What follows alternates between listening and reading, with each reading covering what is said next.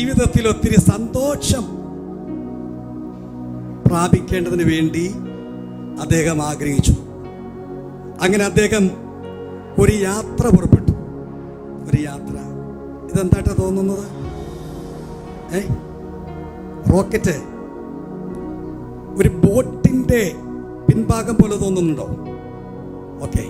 അദ്ദേഹം ഒരു ബോട്ടിൽ കയറി ഇങ്ങനെ ബോട്ടിലൂടെ യാത്ര ചെയ്യുകയാണ്, സന്തോഷം കിട്ടാൻ. एक आदमी जिंदगी में ज्यादा खुशी मिलने के लिए चाहा, इसलिए उन्होंने क्या किया, एक बोट में सफर करने के लिए उसने चाहा. हालेलुया. ബോട്ടിൽ യാത്ര ചെയ്യുകയാണ്. ബോട്ടിൽ കയറിയിട്ടുണ്ടോ കുഞ്ഞുങ്ങള്? ബോട്ടിൽ കയറിയിട്ടുണ്ടോ? കൈ നോക്കിക്കേ. ഓക്കെ, കുറച്ചൊരു കേട്ടോ. ബോട്ടിൽ കയറി. പക്ഷേ അദ്ദേഹത്തിന് ബോട്ടിൽ യാത്രയിൽ ഒരു സന്തോഷവും കിട്ടിയില്ല.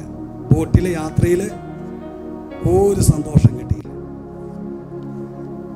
പിന്നെ അദ്ദേഹം തീരുമാനിച്ചു, ഈ ബോട്ട് യാത്ര കൊണ്ടൊന്നും നമുക്ക് സന്തോഷമൊന്നും കിട്ടിയില്ല, വെറുതെ പൈസ കളയാന്നേ ഉള്ളൂ. അങ്ങനെ അദ്ദേഹം ഒരു കാര്യം ചെയ്തു. Very good. ഇതെന്താണ്? ഒത്തിരി പൈസ മുടക്കി ഒരാളെ കൊണ്ടൊരു വലിയ വീട് പണിയിപ്പിച്ച് അതിൽ താമസിക്കാൻ തുടങ്ങി. മനോഹരമായൊരു വീട് പണിത് അതിൽ താമസിക്കാൻ തുടങ്ങി. एक बहुत बड़ा घर उन्होंने बनाया ताकि उनके जिंदगी में खुशी प्राप्त कर सके. എന്നാൽ ആ വീട്ടിൽ കുറെ നാൾ താമസിച്ചപ്പോൾ അദ്ദേഹത്തിന്റെ സന്തോഷം എല്ലാം നഷ്ടമായി. നല്ല വീട് സന്തോഷം തരികയില്ല, അദ്ദേഹത്തിന് മനസ്സിലായി. ഉടനെ അദ്ദേഹം ഒരു കാര്യം ചെയ്തേക്കാം. അദ്ദേഹം തീരുമാനിച്ചു, ബോട്ടിലെ യാത്ര സന്തോഷം തരുന്നില്ല, വീട്ടിലെ താമസം സന്തോഷം തരുന്നില്ല. അദ്ദേഹം തീരുമാനിച്ചു, എന്നാൽ ഒരു കാര്യം ചെയ്തേക്കാം. ഒരു എയർപ്ലെയിനിൽ അദ്ദേഹം യാത്ര ചെയ്യാനായിട്ട് തീരുമാനിച്ചു. അങ്ങനെ അദ്ദേഹം വലിയ ഒരു വിമാനത്തിൽ കയറി ഇങ്ങനെ സഞ്ചരിക്കുകയാണ്. അത് കഴിഞ്ഞ് താഴെ ഇറങ്ങിയപ്പോൾ അദ്ദേഹത്തിന് മനസ്സിലായി, വിമാനയാത്രയും വലിയ സന്തോഷമൊന്നും ഇല്ല. യാത്ര ചെയ്യുമ്പോൾ സന്തോഷമാണ്, പക്ഷേ ജബ് നീച്ചെ ഉത്തരായ ഖുശി ചലാ ഗയാ. അതൊക്കെ ഇങ്ങനെ നിരാശനായി അദ്ദേഹം ഇങ്ങനെ സഞ്ചരിക്കുമ്പോൾ മറ്റൊരു സ്ഥലം അദ്ദേഹം കണ്ടു. ഇതെന്താ തോന്നുന്നത്? തോന്നുന്നില്ലല്ലേ? ഞാൻ പറയട്ടെ, ഇതൊരു ചർച്ചാണ്. ഇതൊരു ചർച്ചാണ്. ഓക്കെ, അങ്ങ് ചിന്തിച്ചാൽ മതി. ഇതെന്താണ്? ചർച്ച. ചർച്ചിലേക്ക് നോക്കിയപ്പോൾ അദ്ദേഹം നോക്കി, കുറെ ആളുകൾ വരുന്നു. അവരുടെ മുഖത്ത് ഭയങ്കര സന്തോഷം. നമ്മുടെ ചർച്ചിലെ പോലെ ഭയങ്കര സന്തോഷം എല്ലാവരുടെ മുഖത്ത്. അവർ കൈയടിക്കുന്നു, പാട്ട് പാടുന്നു. അവർ വലിയ ധനവാന്മാരൊന്നുമല്ല, സാധുക്കളെ ആളുകളാണ്. പക്ഷേ അവരെല്ലാം മുഖത്ത് ഭയങ്കര സന്തോഷം. आखिरी वो जगह एक चर्च में आ गया. जब चर्च में आ गया, वो देखा सब लोगों के चेहरा में ऐसा खुशी का, मुस्कुराने का चेहरा. हालेलुया. और गाना बजाते हैं, ये आवाज उठाते हैं, ये नाच कर आराधना करते हैं. उन लोगों के जिंदगी में ज्यादा पैसा नहीं है, फिर भी उन्होंने ऐसा सोचा, इन लोगों का जिंदगी में खुशी है. അപ്പോൾ അദ്ദേഹം അടുത്ത് ചോദിച്ചു, നിങ്ങളുടെ ഈ സന്തോഷത്തിൻ്റെ കാരണം എന്താണ്? നിങ്ങളുടെ ഈ സന്തോഷത്തിൻ്റെ കാരണം എന്താണ് എന്ന് ആ മനുഷ്യൻ ഈ പള്ളിയിൽ നിന്ന് ഇറങ്ങി വരുന്ന ആളുകളോട് ചോദിപ്പാനിടയായി. അപ്പം നമ്മൾ ചോദിച്ചാൽ നമ്മളെന്ത് പറയും? പള്ളിയിൽ നിന്ന് ഇറങ്ങി നമ്മുടെ സന്തോഷത്തിൻ്റെ കാരണം എന്താണെന്ന് ചോദിച്ചാൽ നമ്മൾ എന്ത് പറയും?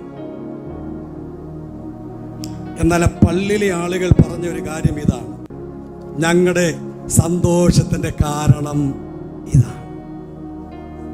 ഹല്ലേലൂയ. എന്താണ്? സ്തോത്രം. യേശു കർത്താവിൻ്റെ ക്രൂശും യേശു കർത്താവ് ഞങ്ങൾക്ക് നേടിത്തന്ന രക്ഷയുമാണ് ഞങ്ങളുടെ സന്തോഷത്തിൻ്റെ ഏറ്റവും വലിയ കാരണം.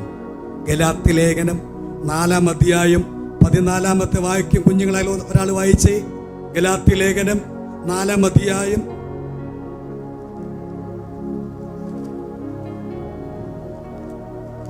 ഗലാത്യ ലേഖനം 6-ാം അധ്യായം 14-ാമത്തെ വാക്യം. 6:14.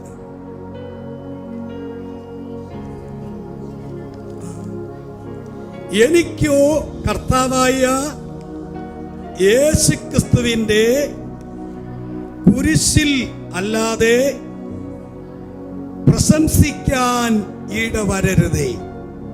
ഞാൻ എല്ലാവരോടുമായി പറയുകയാണ്, ഒത്തിരി പണം ചെലവാക്കി യാത്ര ചെയ്താൽ ജീവിതത്തിൽ എപ്പോഴും സന്തോഷം കിട്ടണമെന്ന് നിർബന്ധമില്ല. വിമാനത്തിൽ യാത്ര ചെയ്താൽ എല്ലാം ആയി എന്ന് പറയാൻ കഴിയത്തില്ല. മനോഹരമായ വീടുകളിൽ വെച്ച് അതിൽ പാർത്താൽ സന്തോഷമുണ്ടാകണമെന്ന് നിർബന്ധമില്ല. യഥാർത്ഥ സന്തോഷം കിട്ടണമെങ്കിൽ എവിടെ വരണം? കുരിശിൻ്റെ ചുവട്ടിൽ വരണം. അർത്ഥാൽ യേശു കർത്താവിൻ്റെ അടുക്കൽ വരണം.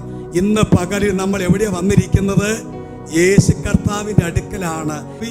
സ്തോത്രം. നിങ്ങൾ യഥാർത്ഥത്തിൽ യേശുവിൻ്റെ അടുക്കല വന്നെങ്കിൽ നിങ്ങൾ സന്തോഷിച്ചേ പോകൂ. ഹല്ലേലൂയ. നിങ്ങൾ സമാധാനത്തോടെ പോകൂ.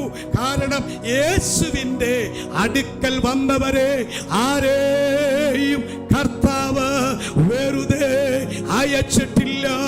ഇന്ന് പകലിലും എന്നെ സഹായിക്കുന്ന ഒരു ദൈവ സാന്നിധ്യം ഈ ആലയത്തിൽ ഉണ്ട് എന്ന് വിശ്വസിക്കുന്ന ദൈവമക്കൾ കരങ്ങളെ ഉയർത്തി സന്തോഷത്തോടെ, ശബ്ദത്തോടെ, ആഘോഷത്തോടെ ഈ ദൈവത്തിന് സ്തോത്രം ചെയ്യും.